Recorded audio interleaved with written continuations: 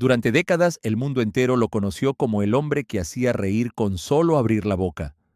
Con su hablar enredado, su pantalón a medio caer y esa gabardina raída que parecía tener vida propia, Cantinflas se convirtió en mucho más que un comediante.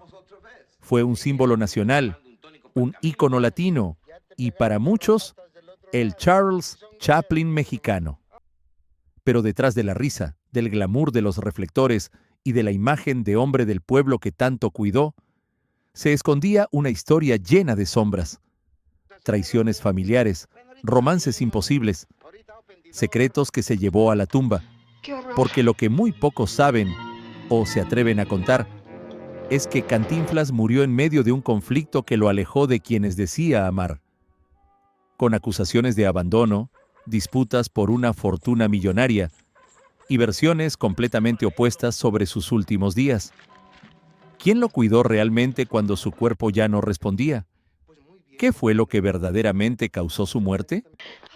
¿Y cómo es posible que un hombre con una fortuna estimada en más de 100 millones de dólares haya dejado apenas 13,000 pesos en sus cuentas? Lo que parecía ser el final de una leyenda, en realidad fue el comienzo de una batalla que duró décadas. Pero antes de contarte todo esto, necesito pedirte algo. Si llegaste hasta aquí, es porque te importan las historias reales, las que no salen en los libros de texto, las que la industria prefiere que no se cuenten. Este canal existe para eso, para desenterrar la verdad detrás de los ídolos. Suscríbete ahora mismo, activa la campana y a cambio te traigo historias que van a dejarte sin palabras. Ahora sigamos. Antes de ser una leyenda, Mario Moreno fue simplemente un niño más en una casa con 14 hijos. Nació el 12 de agosto de 1911 en la colonia Tepito, en la Ciudad de México. Su padre era cartero, su madre una mujer entregada y trabajadora. De esos 14 hijos, 8 no lograron sobrevivir. Él sí. Y desde pequeño parecía tener algo diferente, una chispa que no se explicaba con palabras, pero que la gente sentía. Dejó los estudios muy joven, no por rebeldía, sino por necesidad. La vida no le ofrecía lujos y él tenía que ganarse el pan. Fue zapatero, fue boxeador, fue taxista, incluso se atrevió a ser torero, con resultados que, digamos, dejaron mucho que desear. No era que le faltara talento, era que simplemente no había encontrado su verdadera voz. Hasta que un día, entre carpas de circo y escenarios improvisados, la encontró. Fue en los años 30 cuando comenzó a actuar en los teatros populares de la Ciudad de México. Allí, frente a un público que no perdonaba el aburrimiento, nació Cantinflas. Y no fue gracias a un gran guión ni a un plan maestro. En realidad, todo empezó con un error. Preso del pánico escénico, Mario olvidó su monólogo y empezó a improvisar disparates. Las palabras no tenían ningún sentido, pero la gente no paraba de reír. Fue entonces cuando alguien del público gritó, lo que luego se volvería historia. ¡Cuánto inflas! Sin saberlo, había creado un estilo único. Un personaje que hablaba mucho pero no decía nada. Un peladito simpático, sin educación pero con calle. El mexicano promedio podía verse reflejado en él, y lo amó desde el primer momento.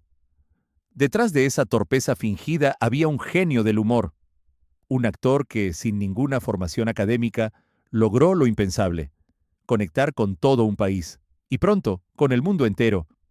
Cantinflas no solo era un personaje gracioso, era un fenómeno cultural. Su forma de hablar, desordenada, absurda, pero profundamente ingeniosa, se convirtió en una marca registrada tan poderosa que décadas después, la Real Academia Española tuvo que rendirse ante ella e incluir el verbo cantinflear en su diccionario, como sinónimo de hablar mucho sin decir nada. Con su camisa mal abotonada, su gorrito desgastado y los pantalones siempre a punto de caerse, construyó un símbolo visual que el mundo reconocía al instante. En 1936 hizo su debut cinematográfico, pero fue con Ahí está el detalle, en 1940 que explotó como superestrella. A partir de ahí no hubo vuelta atrás. Se convirtió en actor exclusivo de su propia productora. Película tras película, éxito tras éxito. Pero Mario Moreno no era solo un comediante, era también un estratega. Fundó sindicatos, defendió los derechos laborales de los actores, encabezó huelgas y participó activamente en mejorar las condiciones para toda la industria. Detrás del humor había un hombre serio, metódico y muy poderoso. Y luego vino el salto que cambió todo. En 1956 coprotagonizó La Vuelta al Mundo en 80 días, conquistó Hollywood y ganó un Globo de Oro. Fue entonces cuando Charles Chaplin, el mayor ícono del cine mudo, dijo públicamente que Cantinflas era el mejor comediante vivo del mundo. Una declaración que nadie esperaba, pero que nadie se atrevió a contradecir. Si en la pantalla Cantinflas hacía reír, en su vida personal las lágrimas fueron mucho más frecuentes de lo que muchos imaginaron. El gran amor de su vida fue Valentina Ivanova, una actriz y bailarina rusa a quien conoció cuando aún actuaba en carpas. Se casaron en 1934 y aunque el matrimonio se mantuvo sólido durante décadas, nunca pudieron tener hijos biológicos. Mario era estéril. En 1962 adoptaron a un niño al que llamaron Mario Arturo Moreno Ivanova. Ese niño, con el tiempo, se convertiría en el heredero más polémico de la historia del comediante. Cuando Valentina murió en 1966, víctima de un cáncer óseo, Mario quedó devastado. Quienes lo conocieron de cerca dicen que, desde ese momento, jamás volvió a ser el mismo hombre, y aunque intentó rehacer su vida, los escándalos sentimentales comenzaron a rodearlo como una tormenta que nunca terminaba de disiparse. Uno de los episodios más oscuros involucra a la actriz Miroslava Stern, su coprotagonista en Abismos de Pasión. Se decía que ella estaba perdidamente enamorada de Cantinflas, y algunos aseguran que él le prometió divorciarse para casarse con ella. Eso nunca ocurrió. En 1955, Miroslava fue encontrada sin vida. Las causas oficiales apuntaron a un suicidio, pero muchos señalaron que el desamor por Cantinflas fue uno de los detonantes de su decisión. Hay quienes afirman que días antes de su muerte, él le envió una carta cerrándole definitivamente la puerta. Y la historia no termina ahí. En 1959, apareció en su vida una joven estadounidense llamada Marion Roberts. Marion tuvo un bebé que, según los rumores, supuestamente Mario le pagó $10,000 para criar al niño como adoptado junto a Valentina. Con los años surgirían más nombres: la actriz Ira Nerori, la cubana Rosita Fornés, la argentina Chaito Granados, e incluso una tejana llamada Joette, quien aseguró haber estado casada con él por más de 20 años y le exigió $26 millones por malos tratos. Detrás de la sonrisa de Cantinflas se escondía un corazón herido, relaciones truncadas, secretos que jamás quiso ventilar, porque al parecer su vida amorosa fue mucho más dolorosa que graciosa. Espera un momento. Estás viendo la historia de un hombre que el mundo entero amaba y que murió más solo de lo que nadie imaginó. Si esta historia te está moviendo algo por dentro, imagínate las que vienen. Suscríbete al canal, activa la campana, porque cada semana traemos una historia así, o peor, y no querrás perdértela. Ahora sí, sigamos, porque lo que viene es todavía más oscuro. Detrás del ídolo nacional, del defensor de los pobres y de los discursos en la ONU, había un hombre solo, cansado, y con una dependencia al cigarro que lo acompañó hasta la tumba. Mario Moreno fue fumador empedernido durante toda su vida. Llegaba a consumir hasta 3 cajetillas al día. No importaba si estaba grabando, comiendo o descansando, siempre tenía un cigarro en la mano. Incluso su personaje, el que lo hizo famoso en el mundo entero, también fumaba en pantalla. Nadie decía nada porque en aquella época esas cosas no se hablaban como ahora. Pero el daño ya estaba hecho en silencio, célula por célula. En febrero de 1993, el golpe llegó fulminante. Cáncer de pulmón. Etapa 4. Según algunos reportes, también había afectaciones en el esófago, la tráquea e incluso en los huesos. Un diagnóstico así no solo anuncia el final, lo acelera. Tenía tos constante, expulsaba sangre, el dolor en el pecho se volvía cada vez más insoportable. Buscando una última esperanza, fue trasladado a Estados Unidos para recibir quimioterapia y radiaciones. 25 sesiones agotadoras. Al principio parecía resistir. Su cuerpo luchaba, pero pronto dijo basta. El tratamiento dejó de funcionar y los médicos decidieron suspenderlo. Fue entonces cuando Mario pidió lo único que le quedaba: volver a México para morir en casa. Y es aquí donde el drama familiar explota de una manera que nadie esperaba. Cuando Mario Moreno regresó a México, ya no podía valerse por sí mismo. Caminaba apenas unos pasos dentro de su habitación. Necesitaba ayuda para todo: comer, ir al baño, incluso hablar. Y fue en ese momento de absoluta fragilidad cuando estalló una guerra entre las dos personas más cercanas a él. Su hijo adoptivo Mario Arturo aseguraba que lo cuidaba personalmente, que lo alimentaba, lo aseaba, lo ayudaba a moverse, que estuvo con él en todo momento. Pero su sobrino Eduardo lo contradijo públicamente, acusando a su primo de tener problemas con sustancias, de actuar de forma violenta e incontrolable frente a su padre.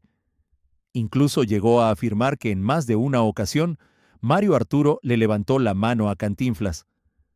Son acusaciones gravísimas, y hasta hoy nadie sabe con certeza cuáles son ciertas. En medio del caos apareció un documento que cambiaría el destino de todo el legado de Cantinflas: la supuesta firma del actor cediendo los derechos de sus películas. Según Eduardo, fue el propio Mario Moreno quien firmó ese documento consciente y con plena lucidez. Pero la versión más inquietante vino de la notaria que validó el documento. Ella reveló que nunca vio al actor firmar nada. Dijo que fue presionada por Eduardo, quien insistía en que debían tomar un vuelo urgente y que el papel tenía que estar listo de inmediato. ¿Firmó realmente Cantinflas? ¿Estaba lúcido o ya había perdido la conciencia? Esa pregunta nunca recibió una respuesta definitiva. Lo que sí sabemos es que a las 9:25 de la noche del 20 de abril de 1993, un infarto repentino terminó con su vida. Oficialmente fue consecuencia del cáncer, pero su hijo asegura que el verdadero mal estaba en el esófago, pegado a la vena carótida. Otros simplemente dicen que fue el cuerpo de un hombre agotado por la enfermedad, por la fama y por todas las guerras que nunca dejó de pelear. Lo que acabo de contarte ya es impactante, pero lo que viene ahora es lo que a mí me dejó sin habla la primera vez que lo leí, porque este hombre construyó un imperio de 100 millones de dólares y sus herederos encontraron 13,000 pesos. Si todavía no te has suscrito, hazlo ahora, porque esto es exactamente el tipo de historia que contamos aquí. Toca la campanita para que no se te escape ninguna. Vamos, cuando una leyenda muere, lo normal sería que el mundo la recuerde con cariño.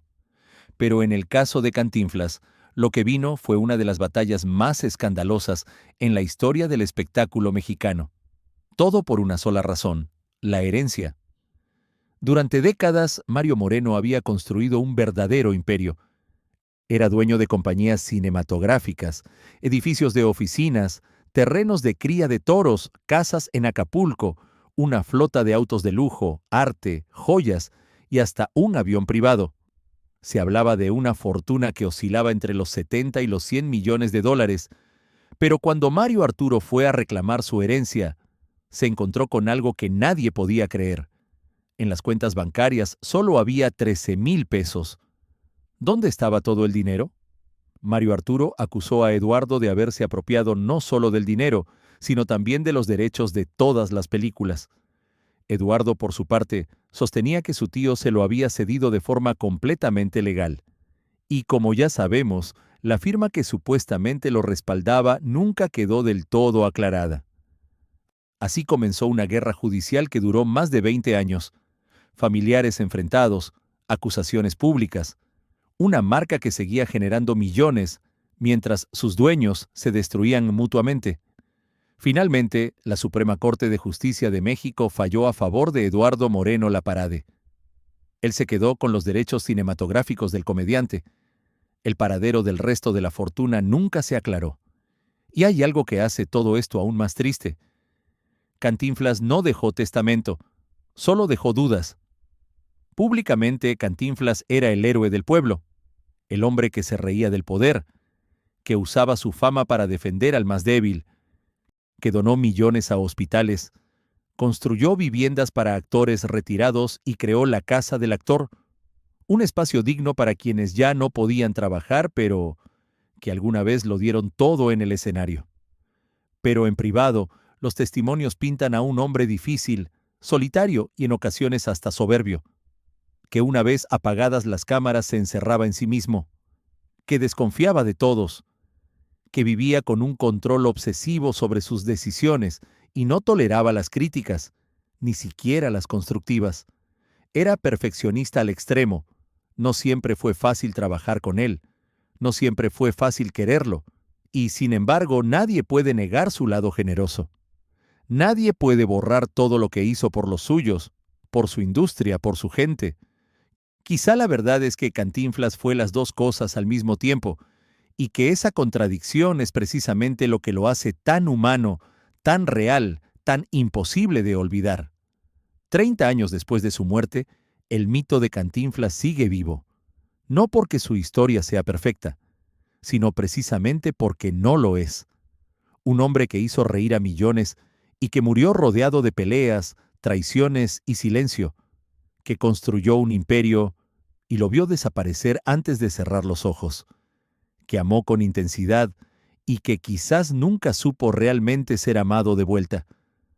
Mario Moreno construyó algo que muy pocos logran, una conexión genuina con la gente, una que sobrevivió al tiempo, a los escándalos y al olvido.